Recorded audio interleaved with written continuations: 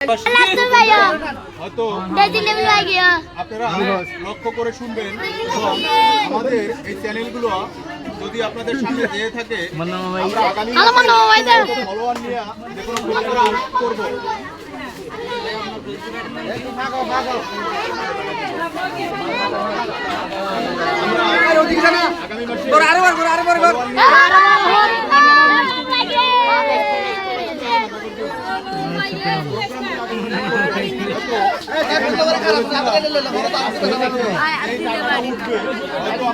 আগামী একটা মাদ্রাসায় 60 জন থাক আর 70 জন থাক আর 100 জন থাক, ওখানে আমরা ওই এতিমদেরকে একবেলা খানা দিব। এখানে যে টাকাটা ইনকাম হবে আমরা যে পুরস্কারগুলো এদেরকে এখানে 1 নম্বর পুরস্কার হচ্ছে ফার্স্ট পুরস্কার 510 ভাগ্যবান ব্যক্তিকে এখন আমি জানি না, হয়তো টিকিটটা আমার কাছে, টাকাটা আমার হাতে, এই টিকিটটা কার ভাগ্যে পড়বে আমি হয়তো জানি না।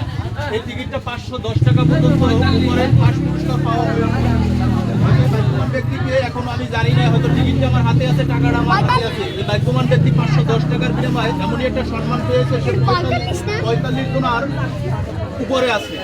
সে 45 নম্বর টিকিটটায় সে 510 টাকা দিয়েছে এতিমদের প্রতি সম্মান করে। হয়তো এই ভিডিওটা যদি আপনাদের সামনে ভালো লেগে থাকে আপনারা একটি লাইক দিবেন, শেয়ার দিবেন, ফলো দিবেন এবং ইউটিউবে তাই আমাদের চ্যানেলগুলো সাবস্ক্রাইব করে রাখবেন।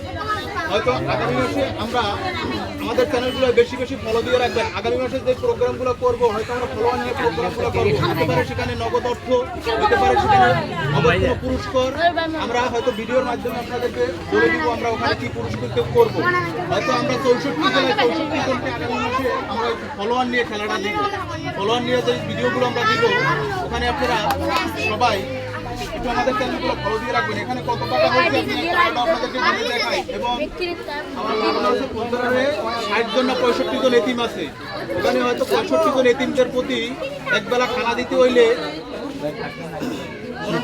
100 টাকা দিয়ে একটা মানুষের খানা হয়, একটা বাচ্চাদের খানা 100 টাকা হবে হবে না? কত টাকা হইতে পারে?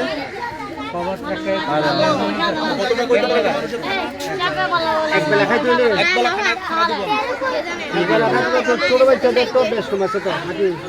এভারেজ বড় ছোট সব আছে। এভারেজ মাথা কিস্তি কয় টাকা করতে পারে একটা মানুষের?